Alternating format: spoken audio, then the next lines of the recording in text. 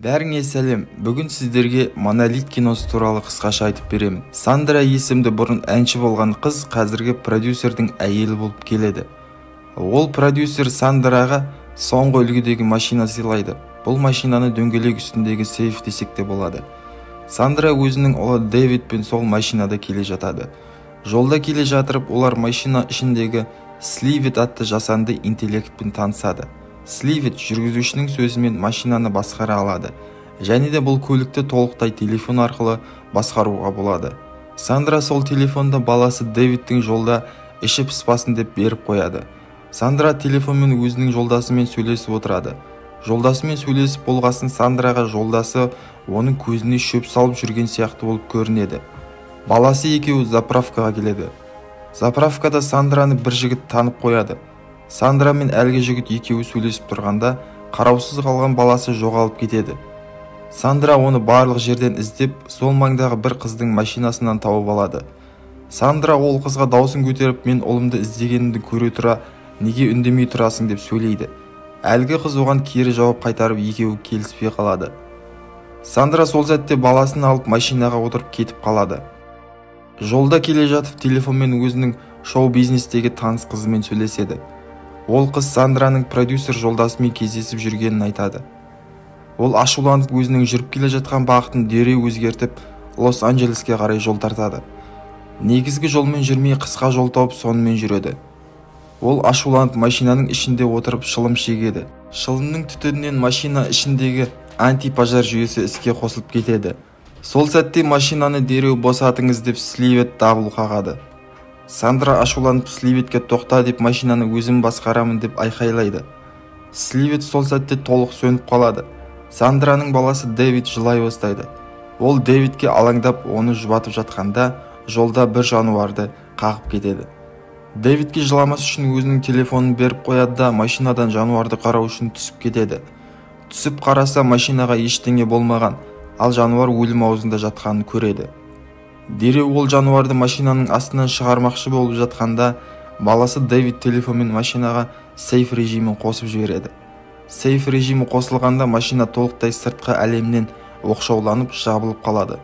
Сандра дереу машинаның ішінде отырған баласына терезеден қарап, телефонда нені басу керектігін түсіндірмек болады. Бірақ бала ештеңе түсінбей отырып телефонды қолынан түсіріп алады. Ол Сливетпен қайта байланысқысы келеді, бірақ түк шықпайды. Сливет сөніп қалған. Сандра машинаның терезесін сындырмақ болады, бірақ терезе мүлде сынбайды, тек дабыл соғады. Дэвид жылай бастайды, Сандра оны жұбатып жатады. Сол жердегі электростанцияға барып көмек сұрағысы келеді, бірақ ол станцияда ешкім жоқ. Сол станциядағы стационарлық телефонды қолданғысы келеді, бірақ ол телефонда автоответчик, бізде бейсенбі күнге дейін демалыс деп сөйлеп тұрады. Сандра сол жердегі фонармен кілтті алып қайта машинаның жанына барады. Ол қайтадан машинаның терезесін сындырмақ болады, бірақ ештеңе шықпайды. Түнде машинаның капотының үстінде темекі шегіп жатады да ұйықтап қалады. Ұйықтап жатып түс көреді. Түсінде машинаның есігі ашық, бірақ баласы Дэвид еш жерде жоқ. Ол шошып ұйқысынан оянып кетсе, дала қатты ыстық болып жатыр екен. Ал баласы Дэвид қалың киіммен ыстықтап отыр екен. Оны көрген Сандра дереу үстіндегі жейдесін шешіп, баласы Дэвидке күн түсіп тұрған терезені көлеңкелеу үшін жауып қояды. Оның есіне жолда келе жатқанда көрінген ескі аэропорт түсіп кетеді. Сөйтіп ол сол аэропортқа қарай барады. Ол аэропортта бос жатқан самолетті көреді. Сол самолетке кіріп ішіндегі бос баклажканы алып, оған су құйып алады да қайта машинаға келеді. Машинаның терезесіне қараса баласы Дэвидтің ессіз жатқанын көреді. Сандра қолындағы суды машинаның үстіне құяды ыстық болмас үшін. Қолына шөптерді жинап машинаның қасына апарып, Сливет қосылып қалама деген ниетпен шөптерді өртейді.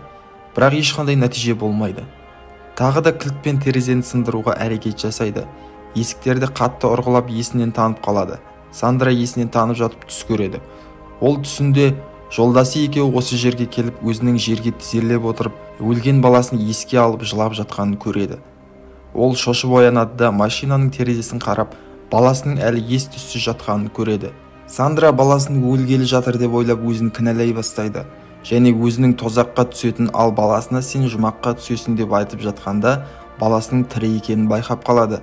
Сол сәтте бір жабайы ит Сандраға шабуыл жасайды. машинаның астына тығылып қалады да итке қарсы шабуыл жасау үшін машинаның астындағы темірді алып жатқанда машина жартастың жағына қарай қозғала бастайды. Сандра машинаның астынан шығып оны ұстап қалуға тырысып жатады. Сол сәтте машинаның дөңгелегі бір тасқа тіреліп тоқтап қалады. Жартасқа жақындаған Сандра тағы да өзін кінәлай бастайды. Ол жартастан төмен қарап тұрғанда оған бір ой келеді. Ол машинаны ұстап қалған тасты алып тастайды да машинаны жартастан құлатып жібереді. Машинаға құлап бара жатқанда апаттық жағдайда дайындалып есіктері блокталып қалады. Сандра төменге түсіп құлаған машинаның жанына барады да машинаның сау тұрғанын көреді. Машинаның жанына барып есігін тартып көрсе ашылып кетеді. Ол машинаға дереу отырады да қатты жылдамдықпен жартастан жоғары жүріп жолға қарай көтеріледі. Соңында Сандра мен баласы Дэвид аман қалып ауруханада жатады. Осы кинодан қандай ой түйдіңіздер? Төменге комментарийге жаза кетіңіздер.